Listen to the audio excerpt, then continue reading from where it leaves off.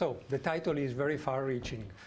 So I will, as yesterday, present an arbitrary selection of events and triggers that I've been involved with, or I think might be interesting for you.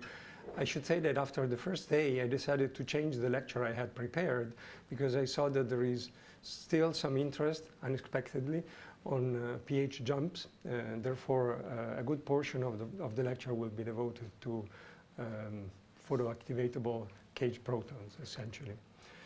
So the need for fast triggers that initiate reactions is obvious.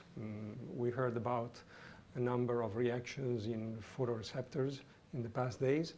It's clear that there we need real fast activation, and light is a perfect tool to activate them besides being physiological for those receptors.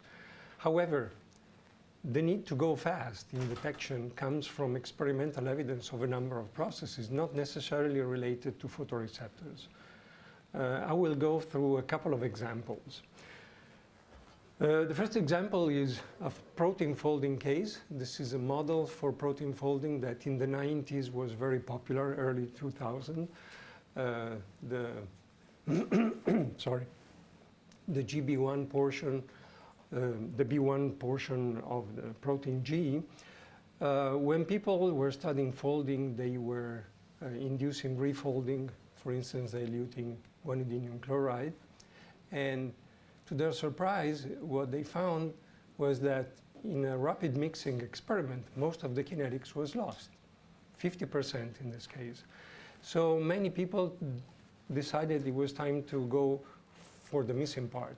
And for instance, microfluidics were developed that allowed people to track the full kinetic scores. Here, the mixing was not a stop flow, was a continuous flow.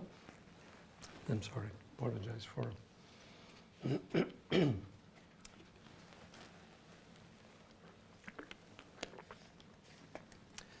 And so far, so good. So the technique was okay, allowed to reach the resolution you needed to track the full refolding course. However, there are cases where even the rapid mixing, ultra-rapid mixing based on continuous flow was not fast enough. And this was the case of apomyoglobin. Apomyoglobin, I touched it yesterday in one of the cases I discussed. Apomyoglobin is the protein where you take off the heme. Apparently, the heme does not destabilize the structure to the point that it is unfolded. It remains compact.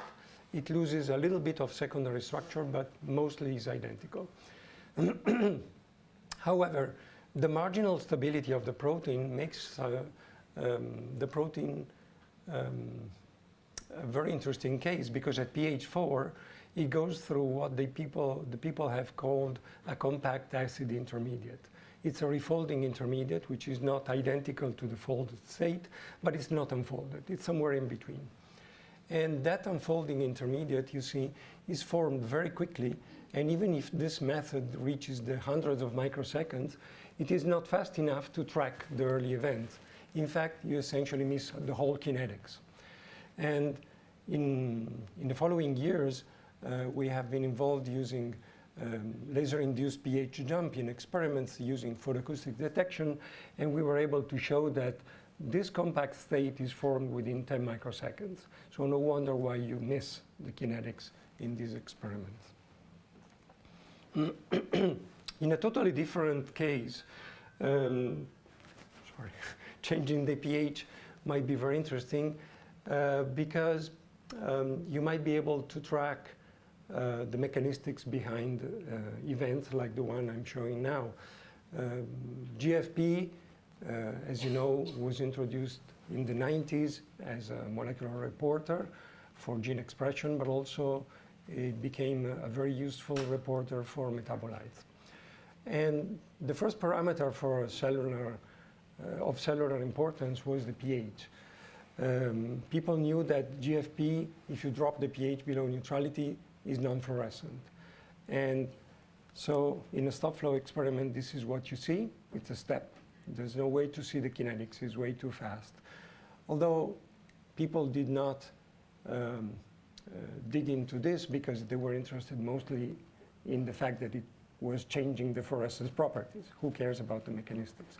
But if you want to dig into the mechanistics, the forward and back reactions are both very fast and below the resolution of any stop flow experiment. So light triggers were an interesting tool, especially in the 90s, where nanosecond and picosecond laser became widely available to anyone, essentially. And people started thinking that they were the perfect tool to introduce perturbations. I will report mostly examples in cuvette experiments, but as we've heard, it can be applied to crystals. It can be applied even to whole animals to study physiological responses. But I will not go to either crystals or solid-state materials or animals. I will stick to cuvettes. So as I said, the light-induced pH changes are extremely interesting and very appealing for the application of lasers. However, you need something in the photochemistry field to make the light poles capable of changing the pH of your solution. And photoacids have been proposed to do that. We've heard yesterday about, the first day about pyranine, for instance. Pyranine is an aromatic alcohol that drops the pH, losing a proton very quickly after photoexcitation in the picosecond timescale. However, there are photobases as well. This is an example, 6-methoxyquinoline, or acridine is another case, where you can increase the pH after a photoexcitation. Both cases are capable of inducing transient pH changes. Why? Because these molecules become very strong acids or bases in the excited state. However, when they relax to the ground state, what happens is that they go back to their parent state. So they buffer the proton back, which means that this will be only a transient perturbation. If you want to achieve a step-like pH change, so a real pH jump, you need to go to something which is irreversible. This is one case, NPE cage sulfate. This loses irreversibly a proton. Or this one, which is triphenylmethanol, it loses, I don't say irreversibly, but it takes a long time to bind it back a hydroxide. So this one drops the pH, this one increases the pH. With these, you can achieve fairly nice pH jumps. Timescale, protons are off in picoseconds here, nanoseconds here, and and protons are captured by methoxyquinoline in picoseconds from the solvent, from water essentially, and here hydroxide is off in nanoseconds. So it can be very fast. I will start with an example using naphthol. Aromatic alcohols all behave the same. They are strong acids in excited state. This is one of my vintage examples. You will see several along the lecture. It's a work done in the 90s and, well, late 80s by the group of Gutman in Israel. If you're interested, go to this author. He made a lot of experiments in the field. And he was using one of these alcohols. And you see that what we do is we excite. We go to a strong acid here, deprotonate. The protonation to an indicator may occur here. But then you have water competing, hydroxide. And then you may have rebinding of protons to the conjugate base of this guy once it has relaxed from the excited state. So you see that the transient protonation of the pH indicator only lasts for a few hundred microseconds. Then the proton is bound back. So unless your events are here in this tiny window, there's no way to exploit this as a stable perturbation. If you want to have irreversible photochemistry, you have to resort to this class of compounds, exploiting the 2-nitro aryl carbonyl photochemistry, and nitrobenzaldehyde is an example we heard about in the first day as well. What happens is that you photoexcite, you go through this acid-nitro intermediate. It's a strong acid, this nitronic acid. It deprotonates very quickly in nanoseconds. And this is the proof. This is the kinetics. It's at the edge of the terminal solution in nanosecond experiments. but still you can see it. It's a little bit to push the resolution, but you can do that. Then the system evolves to the final product, which is another acid, you see, relatively mild. Why do I mention this acid? Well, because it's a problem. The pKa of this carboxylic acid is 3.7. So if you want to go very low in pH, you will not be able, because this will buffer. And in typical experiments, what you do is to use concentration of this guy in the millimolar range, 1, 2, 3, 4 millimolar. That's the solubility of the compound. So if you flash with a very intense laser flash, you generate a very high concentration of these photoproducts, and they will be in the millimolar range, so they will buffer. And so you're restricted to pH above 4 point something. There are variations on the topic. So if you introduce methoxy groups here, like in this case, you may change the absorption spectrum, moving it to the visible, which might be interesting in the case your chromophore cannot be used in the UV, like in this case here. Using photoacoustics and the associated volume change that you induce by deprotonating the acid, you can track the process and determine the pKa of the reaction intermediate. And as you can see, for nitrobenzaldehyde, you can determine a pKa of the nitronic acid, which is about 2.1. 2.1 means the deprotonation rate will be in the nanosecond, as reported by the transient absorption experiment I showed you before. However, if you introduce sustivtants, you gain in absorption spectrum, but you lose, as you can see, in yield. Deprotonation is lower, and in pKa. It's a milder acid. Here is a summary of some modifications, and as you can see, the pKa increases, not a lot, but enough to make the process slower, as you can see. But most importantly, the quantum yield for deprotonation becomes lower. It's about 1/4, well, 1/3. Still quite high. I mean, this is almost 50% for nitrobenzaldehyde. You have still 15% for this derivative. How do we track the proton off and the pH change? Well, we use pH indicators like bromocresol green, and after the flash, what you see is something like this. The kinetics of protonation of the indicator occurs in the nanoseconds, but long nanoseconds, not short nanoseconds. It takes time for the protons to reach the indicator, and diffusion is responsible for that. However, exploiting these binding rates, especially the initial part of this process, you can estimate the concentration change in free protons after photoexcitation. This was a method proposed by the group of Gutmann. And as you can see, the number of protons you can release after photoexcitation is huge. You can have 1 millimolar with a single laser pulse. However, don't be tricked by this number. This is not the pH.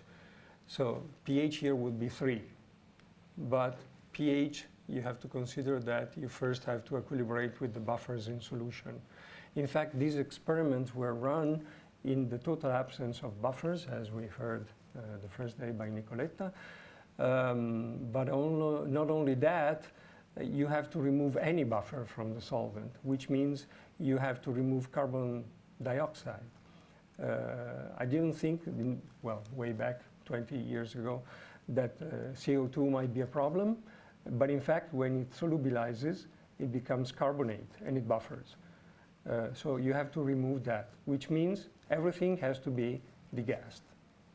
It's a little bit of a pain in the neck, but that's the way you have to do the experiment if you want to avoid artifacts. Here is a case how we studied the equilibria, like for bromoxylenol blue, it's a pH indicator just like bromocresol green or bromocresol purple. Changing the pH, you see the kinetics is very different. The pH jump the change in concentration is always the same, but the problem is that depending on the pH of your solution, here, here, here, what you do is you change the concentration of these guys. And they are very important in determining the overall kinetics. In fact, as you can see, there is a protonation phase in all cases, but in this case at pH 10, there is even a deprotonation phase following the protonation of the indicator due to the fact that we have an exchange rate here between OH and the protonated indicator. So modeling the kinetics might be complicated, and you'll see that when you deal with proteins, this becomes a little bit of a nightmare. You cannot use the setup I described yesterday to make these experiments. It doesn't work. You need to use focus beams to make the photon density high enough to achieve the pH change you want to achieve. So an experiment requires that the probe beam is a laser. And our solution was to go right angle, focusing the pump beam after expanding it to fill the cuvette with a cylindrical lens. So it will look like this. If you look, this is the pump 355 beam coming towards you. This is the probe beam. We have a hole here in the cuvette holder and the filter from where we collect the fluorescence emission. And here we monitor transient absorption through a monochromator and a photodiode. From the side, it would look like this with a cylindrical lens. We focus so that we essentially almost fill the volume, which is 100 microliter in our experiment. But we don't focus too tight.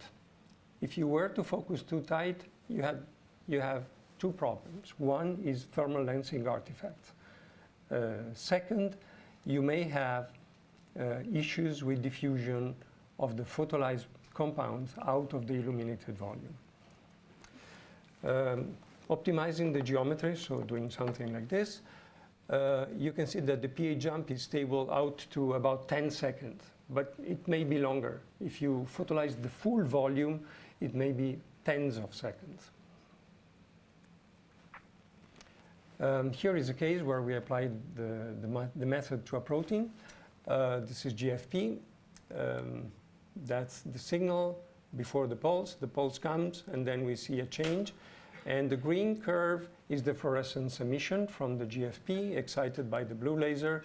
And the magenta curve, well, sort of magenta curve, is the absorption change. You can see they're perfectly identical, telling you that we are watching a ground state property, essentially. Essentially, what we do is we start from the anionic chromophore, and we go to the protonated chromophore. However, if you use these kinetics, just with a simple model binding of a proton, the rate you get are nuts. They are nonsense. And that's probably because the mechanism is not simply you have this phenol here, the proton gets there, and it binds. There must be something in between. And the reason why we see something that requires a more sophisticated approach is that the chromophore is buried in the protein barrel, which is very tight, has a number of hydrogen bonds stabilizing the barrel, and the only weak point in the barrel is here in histidine 148. This histidine was demonstrated to swing in and out between two positions, two orientations. One is to the solvent, this one, and the other one is to the chromophore. So our idea was that this histidine would behave like a shuttle. So the protons are bound, shuttled to the chromophore, and then there is a third group participating in the equilibrium I will not discuss, which is the glutamate 222.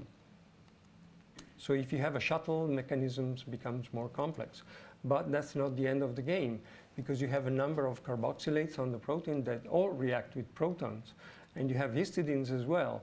So if you want to model the proton transfer mechanism, you have to take all that into account and consider that the pH change you are inducing will be decreased a lot by the fact that you are going to protonate these groups. So that's the type of reactions you have to consider. That's the photodissociation of nitrobenzaldehyde, protonation of the chromophore, protonation of the histidine. Let's go through them with highlighters. Histidine, and then exchange of histidine 148 with the chromophore, leading to protonation of the chromophore. But you have also this reaction you have to consider. And in fact, since you have a number of carboxylates, what happens is that the carboxylate will be the major player in the game. Why is that? Because carboxylates bind very quickly, even if they are acids, so eventually they will deprotonate. However, they are so quick in binding that they steal protons from the buffer, from the solvent, and they act as a buffer. However, by numerically solving the couple differential equations of that reaction set, you get to describe the kinetics of protonation of the chromophore, of the other intermediates and the important players. I will not go to the details, but eventually consider that the only way to do this analysis is go for global analysis as a function of laser pulse energy and temperature. If you don't do that, it's out of control. You have too many parameters. So microscopic ray constants are here. It's a ugly table. It's the kind of table for those of you who are in the globing field. I know that John Olson is always saying John Olson's tables for the tables of reaction rates in hemoglobins. They are normally a list of rate constants. And this is one like those. So please concentrate on this number. This is the direct protonation of the chromophore. You see how slow it is, 10 to the 6th. But if you look at the histidine protonation, it goes to 10 to the 9th because it's solvent exposed. So it can bind protons. And this is the exchange rate. It doesn't need diffusion. Look at this. It's 10 to the 10th. Direct exchange rates are very high. We've heard yesterday that protons diffuse not with a normal diffusion. They use the Grotius mechanism. And that applies also for transferring proton along wires in the protein. You see 1' as an example because I decided to insert this as well. Cytochrome C. It's a small protein. We will not discuss. You probably all know what it is.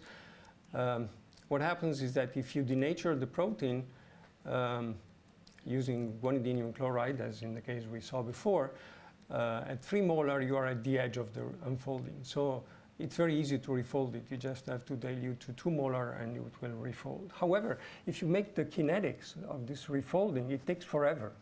Although the protein is fairly small and it takes tens and tens and tens of seconds. Why is that? Well, the reason is that when you unfold it, statistically, the methionine 80, which is bound to the heme at the heme and at the iron position coordination, axial coordination, what happens is that it's replaced statistically by histidine 33 and 26. So they sort of trap the heme, because if you try to refold, the methionine will not be able to bind because there's someone else there. So one trick is to decrease the pH.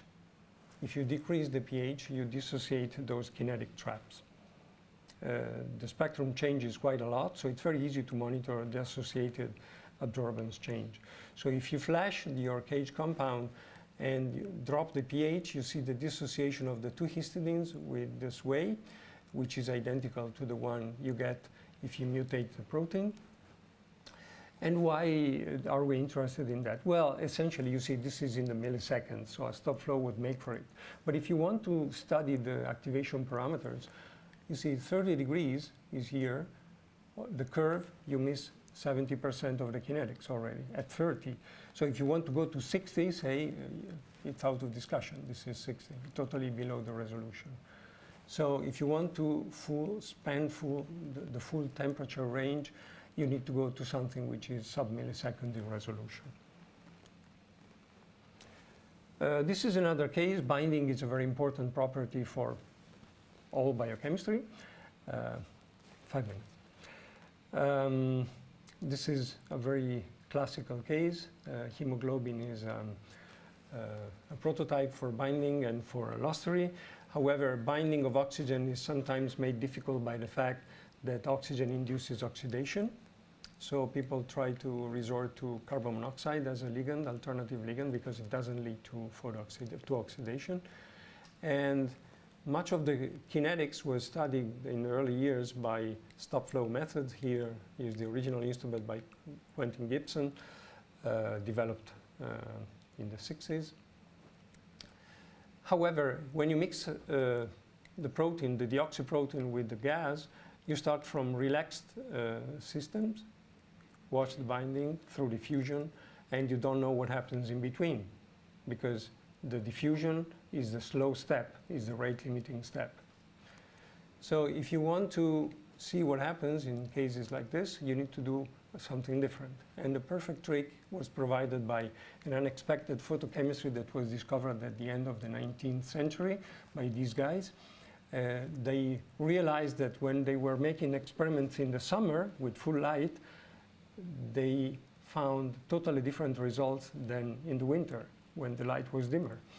So they made the correlation, and they discovered that if they were shining light, they were detaching carbon monoxide from the protein. And you can exploit that to beat diffusion. You flash your protein, the CO comes off, and it's rebound, or it explores the cavities. So this is a typical case where you can trigger reactions and watch the intermediates. So the question marks may be answered by watching the exploration that I modeled here. To do that, however, you need some information. One is from crystal structures, of course, but the other is from molecular dynamic simulation that tell you how cavities connecting the binding site to the solvent are shaped. Here is a case for a globin. In this case, it can exit through this tunnel. Here, the tunnel is a dead end, so the ligand will go back. And if you model the kinetics using the topology identified by molecular dynamics, you can build kinetic schemes and make energetic profile reconstructions. I will just mention this last case for the sake of brevity. Sorry, it's 28 already. You all know that T-jump experiments were introduced by Manfred Eigen in the 60s. However, the advent of lasers made available the possibility to induce the temperature jump using a laser. This was done in the 90s by Robin Oxtrasser using crystal violet to induce the 10K T-jump. But with the advent of nanosecond lasers, in the near infrared, it was possible to pump absorption of water directly with no need for chromophores. And this is a typical equipment by Jan Kubelka. It's a review on PPS. Here is the time profile. As you can see, diffusion limits this time range to about 10 milliseconds, but we've heard this number the first day already. This made possible the investigation of folding rates of a number of elementary steps like loops, helices, hairpins, with rates that are in many cases in the nanosecond range. You can find a description of this instrument in this paper. You may wonder why I put a Venice picture here, and the reason is that this is a paper derived by a school that was held way back in 2006, where Giorgio and Sofia were students at the time, and I was the organizer. So it was a very nice school. I met a number of people who are still active in the field. And as you can see, it was very picturesque with the snow. But I'm telling this because there is a series on this journal where the lectures were published afterwards. So if you are interested, there are methods there. Okay, so I think I should quit here. Let me go to the end if I manage. Yeah, I did. Some acknowledgement. The people in my group, a number of people involved in the investigations I quickly went through. And this is the place where we work at the University of Parma. My lab is right here. Thank you.